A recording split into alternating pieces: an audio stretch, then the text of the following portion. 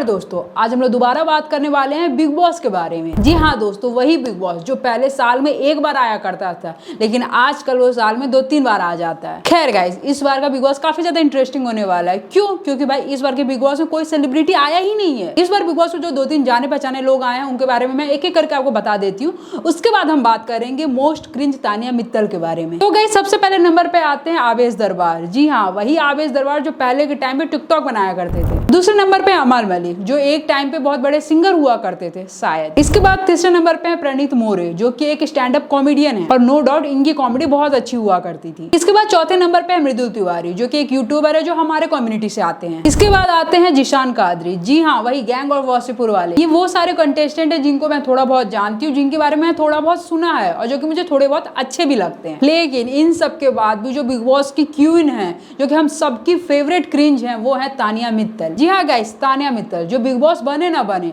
लेकिन अपनी इमेजिनेशन में वो बॉस जरूर बन गई हैं। देखिए गाइस, मैं बिग बॉस के बारे में ज्यादा डिस्कस नहीं करूंगी क्योंकि मैं ऑलरेडी कई बार इसके ऊपर डिस्कस कर चुकी हूँ। इन सिंपल वर्ड, इस शो के बारे में बस आप इतना समझ लीजिए कि ये बिग बॉस नहीं, इंडिया का एक बिग लॉस है। खैर, मैं इस वीडियो को इसलिए बना रही हूँ क्योंकि हमारी बिग बॉस क्वीन, जी हाँ तानिया मित्तल, उसके बारे में मैं थोड़ा बातचीत कर सकूँ। तो चलिए हम थोड़ा डिस्कस करते हैं कि आखिरकार तानिया मित्तल है कौन, क्या है, सब कुछ। मैं हूँ तानिया मित्तल, आपकी फेवरेट स्पिरिचुअल इन्फ्लुएंसर। जी हाँ गाइस, तानिया मित्तल एक स्पिरिचुअल कंटेंट क्रिएटर है, स्पिरिचुअल इन्फ्लुएंसर। अब आप लोग बताइए गाइस, क्या भक्ति वाले कंटेंट में गेट रेडी विथ मी आती है? नहीं आती होगी, लेकिन हाँ तानिया मित्तल जी इसको मानती है और उनके हैंडल पे ये चीज आपको देखने को भी मिलेगी।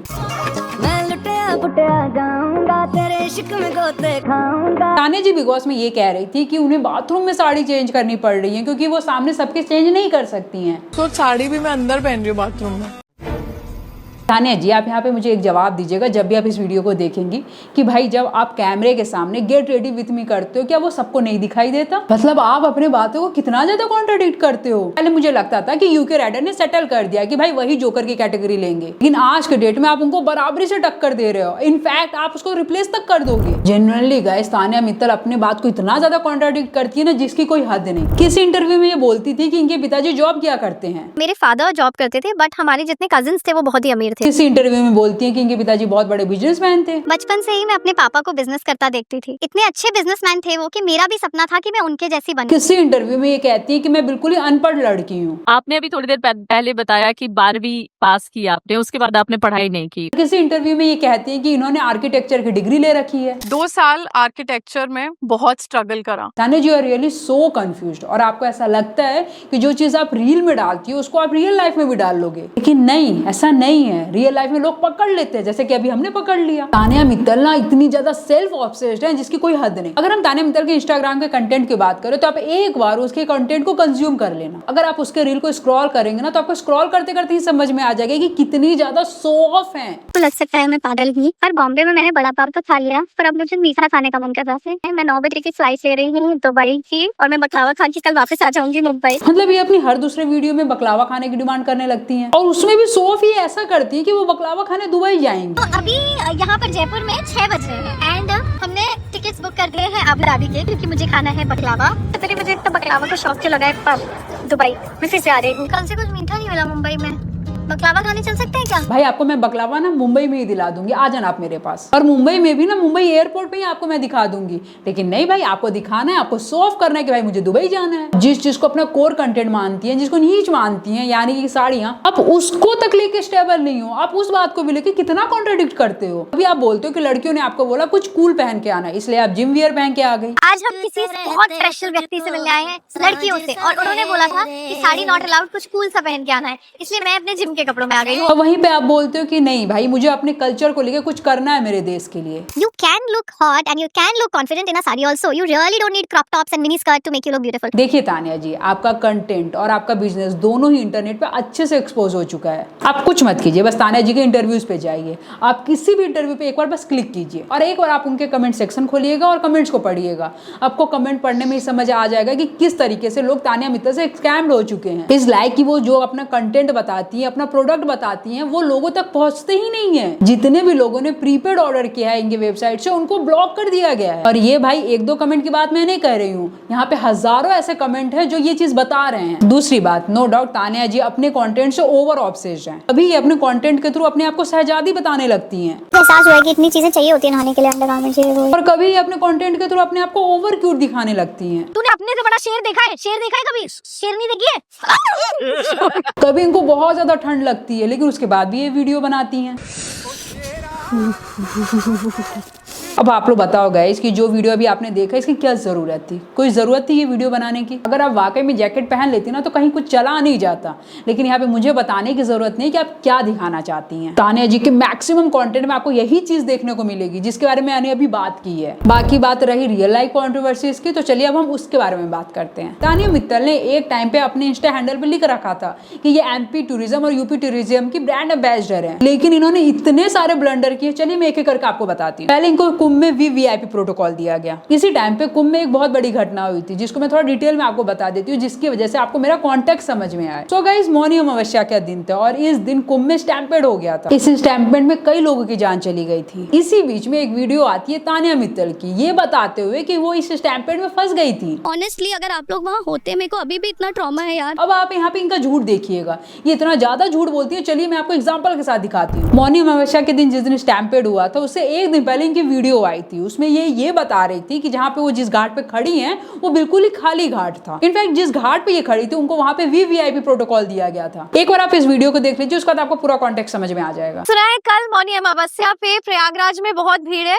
पर अगर आप देखेंगे तो ये अरेल में वीवीआईपी घाट है, यहाँ पे दूर दूर तक मुझे तो कोई भीड़ नहीं दिख रही। जैसा कि आपने सुना कि मौनी अमावस्या के एक रात पहले ये एक वीवीआईपी जगह पे खड़ी हुई हैं और अगले ही दिन ये स्टैम्पेड में फंस जाती हैं। मतलब आपको कहीं से भी कहीं तक ये चीज सच लग रही है। खैर ये पहला घटना था जिसके बाद लोगों ने इनको कॉल आउट करना शुरू किया, लोगों ने इनको पकड़ लिया। इसके बाद अगर हम दूसरी घटना की बात करें तो वो भी हद से ज्यादा ब्लंडर थी। पहलगाम में अटैक हुआ जिसके बाद पूरा देश वो 26 लोगों की शहादत मना रहा था। उसी बीच हमारी क्यूट तानिया मित्तल ने अपने इंस्टा हैंडल पे एक वीडियो पोस्ट करी जिसमें तानिया मित्तल जी बहुत कूल होकर चाय पीते हुए बता रही थी कि भाई इस चीज पे आप हिंदू मुस्लिम मत करो, बहुत कूल एनवायरनमेंट रखो। भाई आप इसमें पॉलिटिक्स क्यों कर रहे हो? इस तरीके का ज्ञान तानिया मित्तल जी दे रही थी। जहाँ मीडिया और न्यूज में बात हो रही है, मेरा ये मानना है कि का कोई रिलीजन नहीं होता। मेरे फ्रेंड्स की मदद कश्मीरी लोगों ने ही की और लोकल कश्मीरी लोग जिनका कोई वास्ता नहीं था उस इंसिडेंट से, वो लोग उन्हें लेकर आए और उन्हें श्रीनगर तक सेफली पहुंचाया। तो अगर आप और हम ये सोचें कि जो उस दिन हुआ वो हुआ बहुत गलत हुआ, बट इसके बाद जो हो सकता है शायद वो इससे बड़ा हो सकता है। तो ये वो टाइम है जब हम सबको बहुत सेंसिटिवली इस चीज़ को सोचना है कि का कोई रिलीजन नहीं होता और भारत में सिर्फ एक ही रिलीजन है, वो है भारतीय, and we are all Indians and we are all together in. अब जैसे ये वीडियो इन्होंने डाला वैसे ही ट्विटर पे बवाल हो गया। लोगों ने इनको कॉल आउट करना शुरू कर दिया, ट्विटर पे पोस्ट करना शुरू कर दिया और साथ ही साथ टैग करने लगे यूपी टूरिज्म और एमपी टूरिज्म को। और यहाँ पे हंसी वाली बात ये है ना कि इन्होंने अपने इंस्टाग्राम हैंडल पे लिख रखा था कि ये एमपी टूरिज्म और यूपी टूरिज्म की ब्रांड एम्बेसडर है। हाँ, यहाँ पे फन फैक्ट ये है ना कि एमपी टूरिज्म और यूपी टूरिज्म ने पूरा लिख के बताया कि भाई ये हमसे एसोसिएट नहीं है। अब इसके बाद दीदी ने अपने इंस्टा हैंडल से इन दोनों का नाम हटाया। तो यहाँ पे आप समझ सकते हैं कि कितनी ज्यादा फेक पर्सनालिटी में जीती है, कितना फेक लोगों को बताती है और कितना फेक कंटेंट बनाती है। खैर जैसे एमपी और यूपी टूरिज्म की कंट्रोवर्सी खत्म हुई उसके बाद मैडम जी सफाइयां देना शुरू कर दी कि भाई मैं तो कभी इनका पार्ट थी ही नहीं, मैं तो सिर्फ मंदिर विजिट करती हूँ, मंदिर को प्रमोट करती हूँ। खैर अब चलिए इनके मंदिर के प्रमोट करने वाले कंटेंट की कुछ हम बात कर लेते हैं। पहली बात तो ये जितने भी मंदिर जाती है तो ये अपने सिक्योरिटी लेके जाती है और सिक्योरिटी कहा जाए तो ये अपने पर्सनल बाउंसर लेके जाती है। उसके बाद ये मंदिर में एक वीआईपी तरीके से दर्शन करती है और उसके वीडियो बना के ये पोस्ट कर देती हैं। दूसरी बात ये जब ये मंदिर के बारे में बता रही होती है तब भी इनके आसपास प्रोटोकॉल चलता रहता है। आप मुझे बताइए कि आप बांके बिहारी मंदिर गए होंगे, आप महाकाल मंदिर गए होंगे, लेकिन ये जिस तरीके से ये बता रही है क्या इस तरीके से कभी दर्शन हुआ है? आपको वीआईपी प्रोटोकॉल मिल रहा है दीदी, सबको नहीं मिलता। आपको वाकई में अगर किसी मंदिर के बारे में सर्च करना है ना तो आप यूट्यूब पे जाके किसी का भी एक ब्लॉग देख लेना, वो एक्चुअल कंडीशन बताते हैं वहाँ की, इनकी तरह नहीं किसी वीआईपी प्रोटोकॉल का रील बनाया और डाल दिया। अब रही बात की भाई आप कल्चर को प्रमोट कर रही है तो बहुत अच्छी बात है, थैंक यू सो मच। लेकिन यहाँ पे मैं बताना चाहूंगी कि आप लौती नहीं है जो कल्चर को प्रमोट कर रही हैं। आज के डेट में हर दूसरा व्यक्ति ऐसे कंटेंट बना रहा है और अपने फॉलोअर्स गेन कर रहा है, लोगों पे एहसान नहीं कर रहा है, और ना ही आप एहसान कर रही हो लोगों के ऊपर ऐसे कंटेंट बना के। इनफैक्ट यहाँ पे आप अपना ही फायदा देख रहे हो, अपना ही फॉलोअर्स बढ़ा रहे हो। बात यहाँ पे है ना कि अगर आप कंटेंट बना रहे हो, इस तरीके के स्पिरिचुअल कंटेंट बना रहे हो तो बहुत अच्छी बात है, लेकिन यहाँ पे आप लोगों को गिल्ट में मत डालो कि भाई आप उनके लिए बना रहे हो। और यहाँ पे जितने भी लोग जो ये आपको बोलते हैं ना कि मैं भक्ति वाला कंटेंट बना रहा हूँ, वो आपके लिए बना रहा हूँ, तो आप उनसे कहो कि भाई कोई जरूरत नहीं है बनाने के लिए, आप अपना कैमरा बंद करके रख सकते हो। बहुत सारे लोग हैं जो बिना पैसे ऐसा कंटेंट बनाते हैं और एक्चुअल दिखाते हैं। यार इतने देर में अभी तक आप समझ गए हो कि तानिया मित्तल क्या है, कैसी है और कैसा कंटेंट बनाती हैं। पर मेरे ख्याल से इनके बारे में और ज्यादा कुछ डिस्कस करने को रहा भी नहीं है, लेकिन हाँ मेरे कुछ प्रेडिक्शंस हैं जिसको मैं एक एक करके आपको यहाँ बताना चाहूंगी। देखिए आज 29 अगस्त है, अगर आपको दिख रहा होगा तो, और यहाँ पे 9:30 बज रहा है। मैं 29 अगस्त को बोल रही हूँ कि आने वाले संडे को या फिर नेक्स्ट संडे को ये शो से बाहर हो जाएंगी, और बाहर आती है जैसे ही पॉडकास्ट या इंटरव्यूज देंगी ये दूसरों पे ब्लेम गेम करना शुरू कर देंगी। देखिए मैं बहुत ज्यादा सीधी थी, इसलिए लोग ने मुझे टारगेट किया और मुझे बाहर कर दिया। मैं भक्ति वाला कंटेंट बनाती थी, अपने कल्चर को प्रमोट करती थी, इसलिए इन्होंने बाहर कर दिया। मैं इतनी अच्छी लड़की, उन्होंने इतनी अच्छी लड़की कभी देखा नहीं गुण के साथ, इसलिए इन्होंने मुझे बाहर कर दिया। ये बात मैं 29 अगस्त रात के 9:30 बजे बोल रही हूँ, और जब भी आप ये वीडियो देखोगे ना तो आपको याद आएगा कि भाई हाँ दीदी ने सही कहा था। समझिए मैं आज ही इस चीज को प्रेडिक्ट कर ले रही हूँ, तो आप समझ सकते हैं कि मैं इनको कितना समझ चुकी हूँ। खैर आज की ये वीडियो आपको कैसी लगी आप ये मुझे कमेंट करके जरूर बताइएगा। और रही बात बिग बॉस की, तो भाई मैं इसको ज्यादा रोस्ट नहीं करूंगी, क्योंकि क्या पता आने वाले टाइम पे मैं ही इसमें आ जाऊं। लेकिन हाँ जब मैं आऊंगी तब तक मैं बिग बॉस पे बने जितने भी वीडियोस है मैं डिलीट कर दूंगी, और उस टाइम पे मैं तानिया मित्तल बन जाऊंगी। और आप लोग से विनती है प्लीज आप इस वीडियो को डाउनलोड करके मत रखिएगा। बाकी आपको मेरी वीडियो कैसी लगी ये जरूर बताइएगा, और मेरे चैनल को सब्सक्राइब जरूर कीजिएगा, कमेंट जरूर कीजिए, इससे मुझे बहुत मोटिवेशन मिलती है। और साथ ही साथ आपका सिर्फ 10 सेकंड लगेगा इस चैनल को सब्सक्राइब करके जरूर जाना। बाकी मिलते हैं नेक्स्ट वीडियो में नए टॉपिक के साथ, तब तक के लिए जय श्री महाकाल।